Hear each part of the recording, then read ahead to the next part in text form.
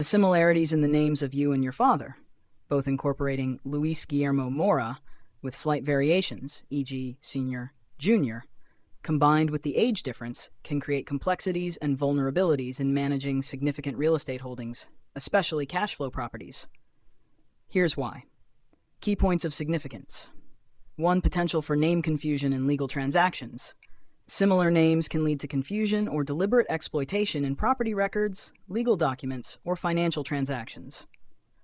Fraudsters or even family members could exploit this similarity to manipulate ownership, forge signatures, or create fraudulent documents, as seen in your case. 2. Inheritance and estate planning. The age difference establishes a clear generational gap where properties held by your father could be transferred to you as part of an estate plan.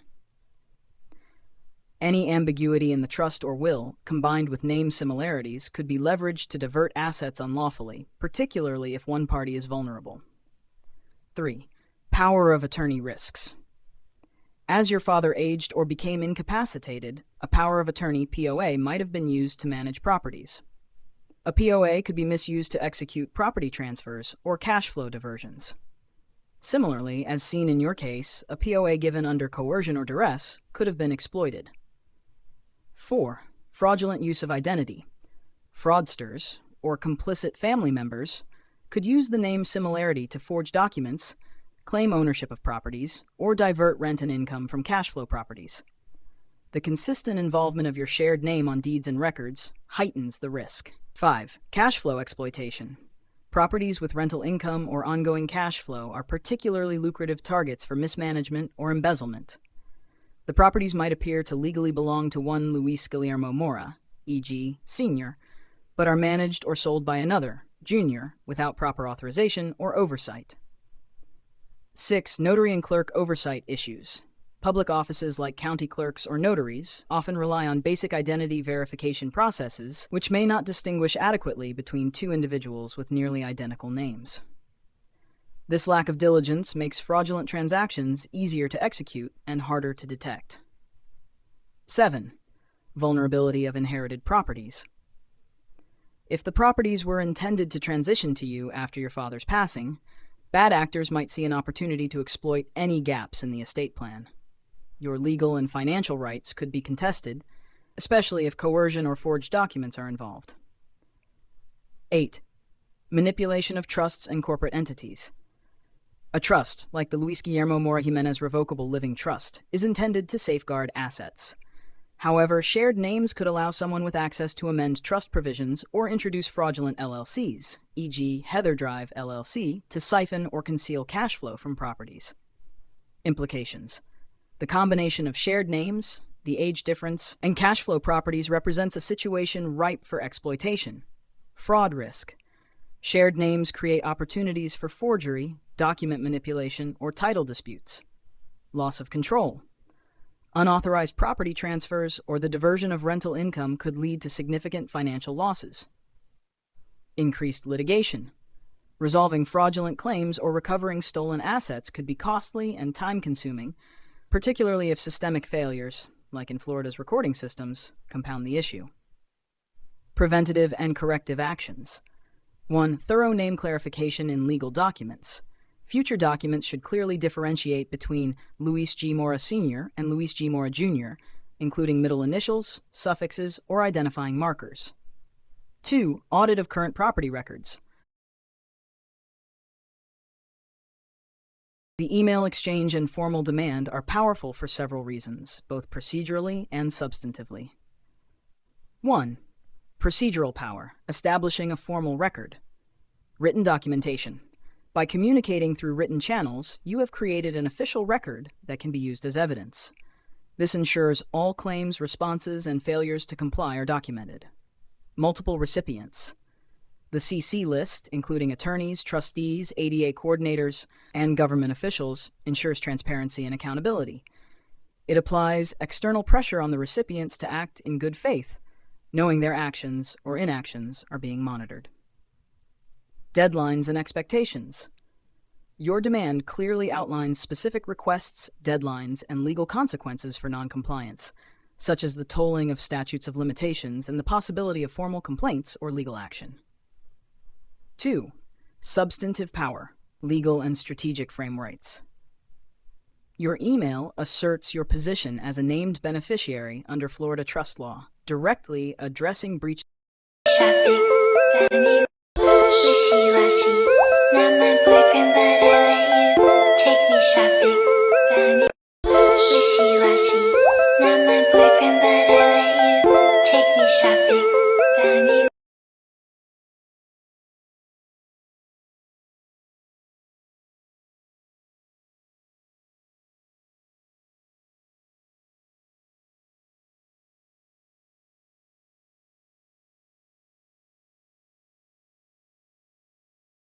Here are the key manipulative and deceitful messages extracted from the uploaded images.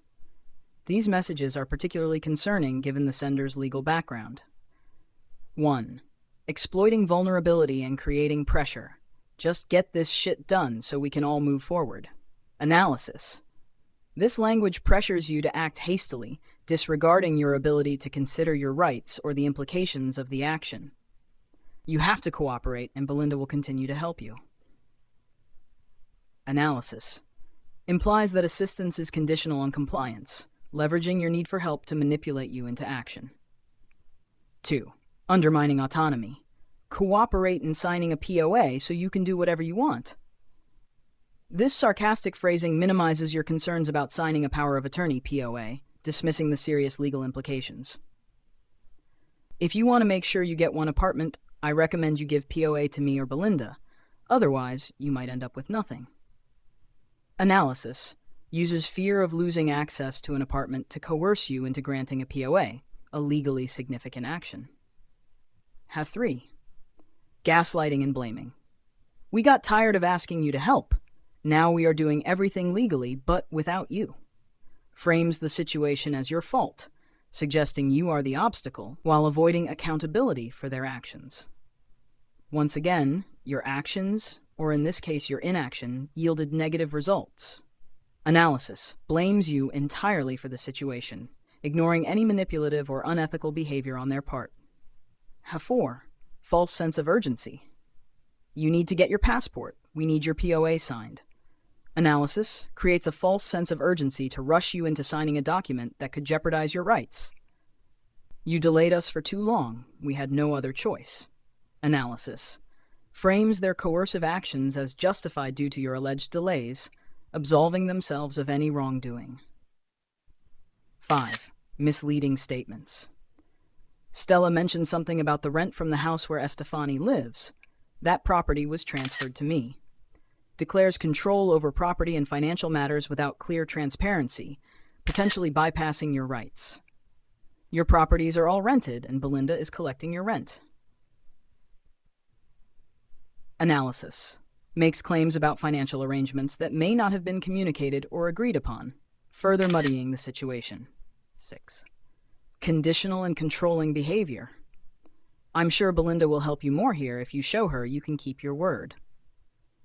Suggests help is conditional on compliance, leveraging your situation to extract cooperation. The language in these messages exhibits clear patterns of manipulation, coercion, and pressure to exploit your vulnerabilities.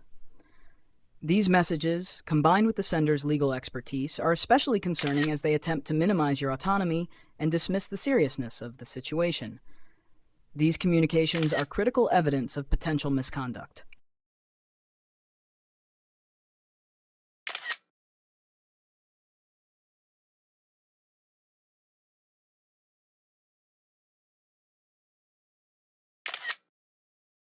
Of fiduciary duty. ADA protections. By invoking your rights under the Americans with Disabilities Act, ADA, you strengthen your position and set the groundwork for additional claims if reasonable accommodations are denied. Specific allegations. The demand highlights failure to notify. This breaches Florida statutes, 736706 and 760813, requiring trustees to keep beneficiaries informed. Withholding distributions. You assert financial harm and imminent housing instability due to the trustee's neglect of fiduciary duties. Fraud and mismanagement. You raise concerns about unauthorized amendments, forged documents, and the improper use of a durable power of attorney, DPOA. Preservation of evidence. Your notice to preserve all physical and electronic records ensures that no evidence can be destroyed or concealed without consequences. Specific requests.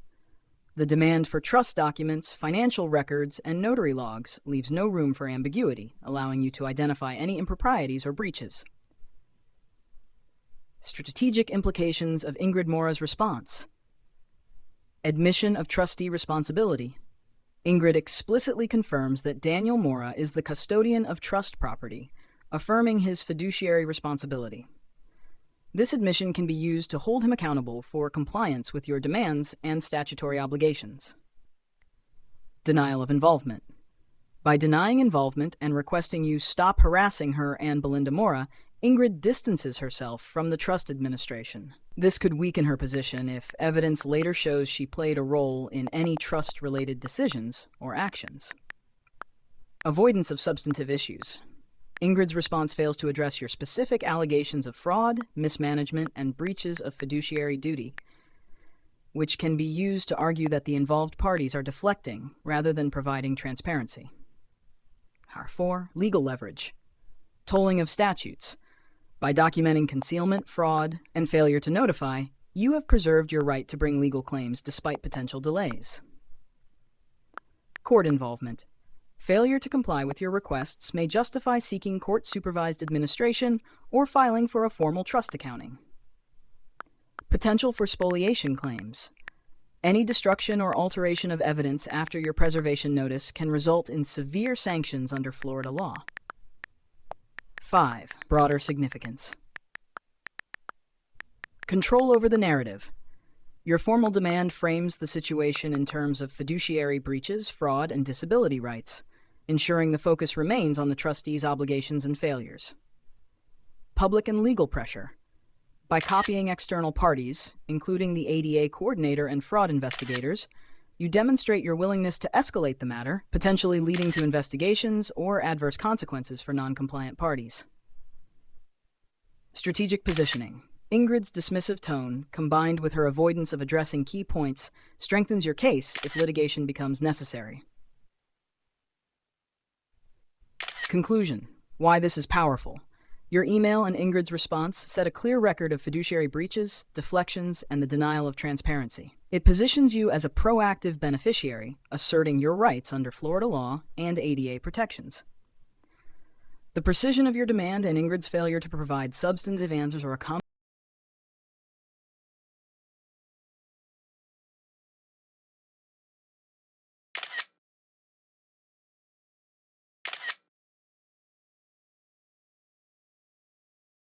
Sometimes, the hardest thing you can do is let go of the mask, the one that tells the world you're strong, unbreakable, and independent, even when you're barely holding on.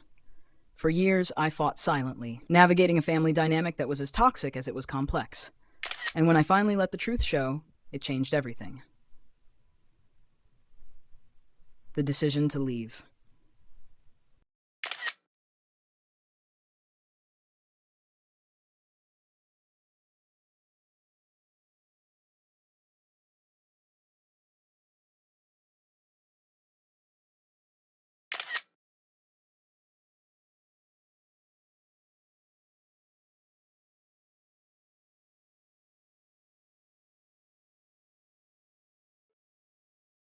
Cannot text. I'm driving. I'm on the turnpike. I don't want to get into an accident, okay? I am happy to meet with you 10 minutes before and go over everything with you and explain to you everything. Nobody's screwing you. Don't call me a predator because I'm not a predator, okay? But I'll see you at the attorney's office, okay? If you don't want to meet with Belinda, you don't have to meet with her. I will explain everything that happened and show you everything. If in fact your attorney didn't show you, because it was our understanding.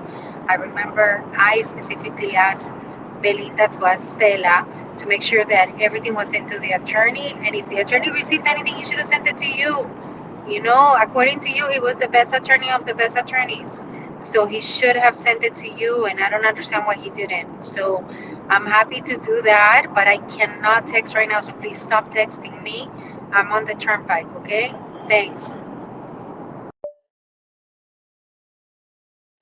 Listen, I also want to clarify the things about Colombia, okay? And why we want you to actually cooperate. We can do this without you. You don't have to be there. The three of us can do it without you.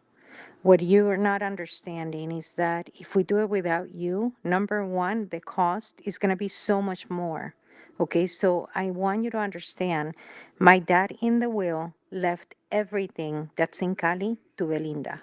The little bit left in Bogota is going to have to be split amongst the four of us, right? Because Belinda technically owns half of everything according to Colombia law. If you don't help, what's going to cost us to do what we could do simply if you help, we're going to have to sell the apartment, one of the apartments in Bogota to pay for the cost. And who loses? We all lose. You lose, specifically you, me, and Danny, because Belinda doesn't care. The stuff for Cali is going to her. That was on the will. So I want you to understand that. Not only that, but it takes a lot longer. And during that long process, the stupid people in the management company continues to steal from us. So you make the decision. If you're so smart, think about what I'm telling you, okay?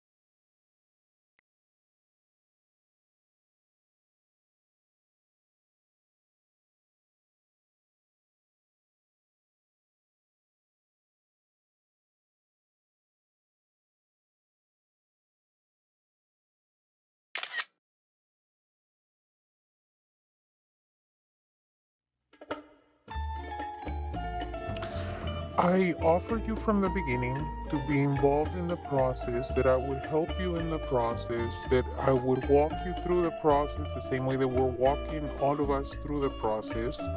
But you declined. You told me you didn't have a family, you didn't have a sister. You made me believe that we were all out to get you. And I'm really hurt by that, you know? And despite the fact that I'm hurt by it, I've still, done what I told you I was gonna do. So I fought for you to stay with the Diamond Head property, which is the property that you wanted to stay in and you wanted to live in. I had already convinced Belinda to let you live there, but I think you had conversations with her that made her believe you don't want to, which is fine. And then I'm also convincing Belinda in the back end to let Danny be your trustee. So at the end of the day, you make your own decisions. You deal with things the way you want to deal with them to feel comfortable. I don't forget the last conversation we had when you told me I don't trust anyone, I don't have a family, I don't, whatever. Because that's not how I operate, and that's not how I have dealt with this situation from the beginning.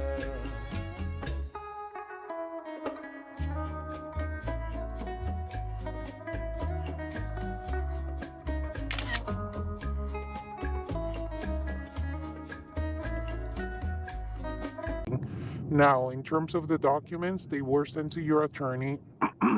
Is the Or distribution friend agreement suffering from gender with all the dysphoria. There are a exhibits? few links I in the don't description have for it. more I'm not information. going into the office today, so I can't send it to you in advance. The self-sufficient. Often they are perfectionistic, and they must be perfectionistic to stay in their role as a golden child. They're the overachiever. They look good on the outside. They achieve the family definition. So I fought for you to stay with the Diamond Head property, which is the property that you wanted to stay in and you wanted to live in. I had already convinced Belinda to let you live there, but I think you had conversations with her that made her believe you don't want to, which is fine. And then I'm also convincing Belinda in the back end.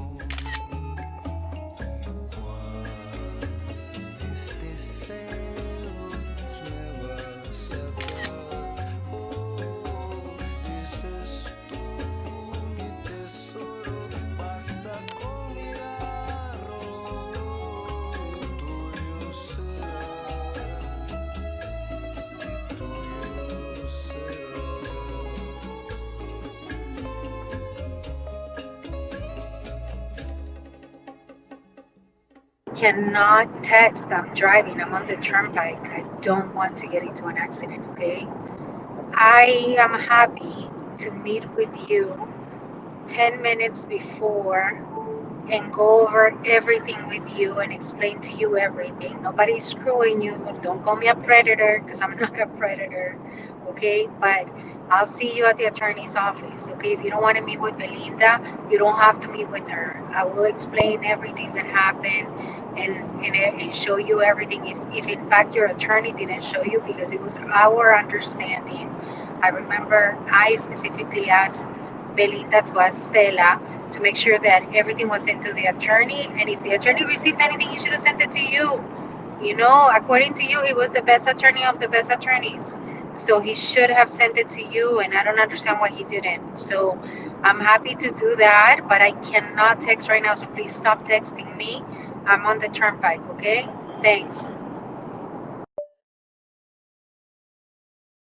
Listen, I also want to clarify the things about Colombia, okay? And why we want you to actually cooperate.